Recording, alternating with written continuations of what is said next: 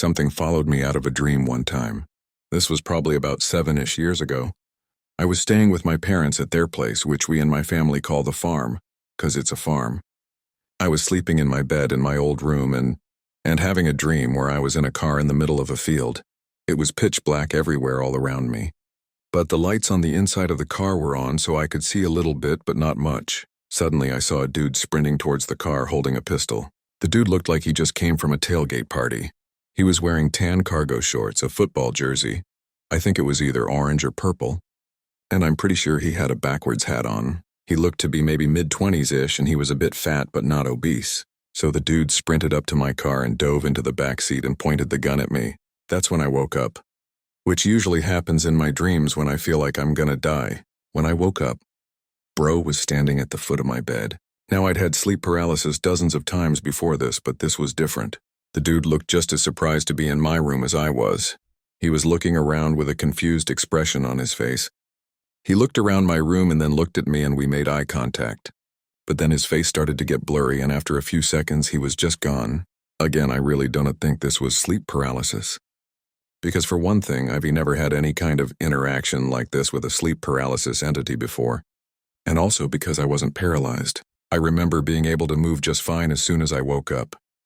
I've had several, but the one that truly haunts me was my sister's fiancé, who was murdered and she was kidnapped and survived. Big local news story that pretty much ruined our lives. Walk out of my closet decomposed and full of bullet holes. He pointed at my window and told me my life would be full of pain for the next 10 years, and I could drown myself now or survive through them to enjoy the years after. He looked so creepy. I kept pinching myself, thinking I was dreaming. He told me to actually look, and when I did, there was this absolutely massive black shadow. Nearly took up the entire view of the lake I had, just floating there.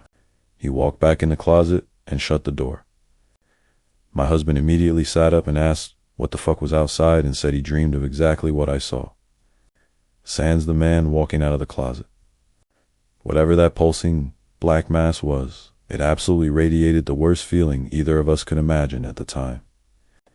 We later had our first child together die.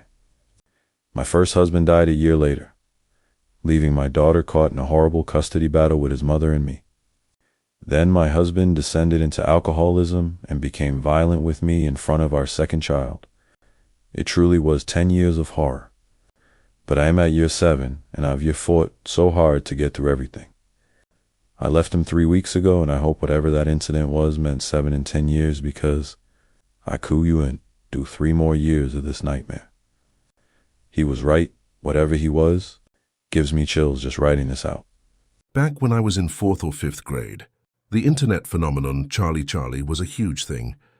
We often gathered in recess in a small cabin-like thing on a hill behind my elementary school to play. After we had played Charlie Charlie, we had PE outside since it was the start of the summer. Usually when summer vacation comes up, a lot of other kids at our school go on field trips instead of being at school. This will make sense a bit into my experience. We did some stretching exercises in front of one of the school buildings where 1st and 2nd graders were. A girl in my class had a brother in 2nd grade, so I knew they were out for a field trip that day. As we did these stretching exercises, we had to bend down, and I stood up before everyone else did, including our teacher, and saw a grayish boy that had completely white eyes that peeked out from the curtains that were in the classroom he was in. I remember my heart dropped to my stomach as I got eye contact with this boy.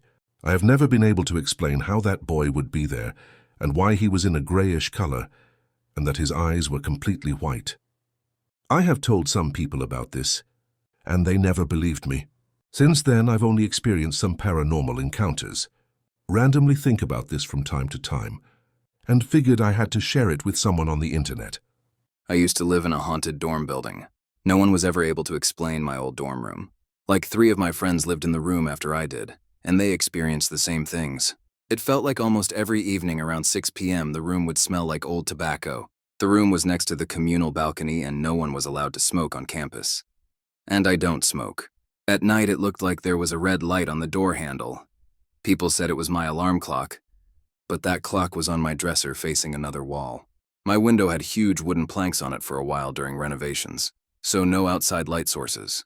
I always heard footsteps late at night when I was the only person on my hall. Everyone on my hall always visited family or went to the beach on weekends.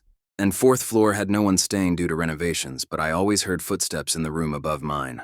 I've even called security to check, and they've told me they didn't see anyone. Also, I've always gotten the feeling of being watched in that building. The fourth floor gave me that feeling even during the day. Can't remember exactly how old I was, but it was when my little sister was born. I had to be about 8-10 years old. I remember my parents having to go out and I stayed behind. I remember it being around the first time I was allowed to stay home alone for a short period of time. I was watching SpongeBob on my small SpongeBob TV when all of a sudden I heard a baby crying coming from my parents' room. I was initially confused, then worried, because I thought to myself something along the lines of, why would they leave her alone with me? I don't know how to take care of a baby, so I get up and start walking to my parents' room.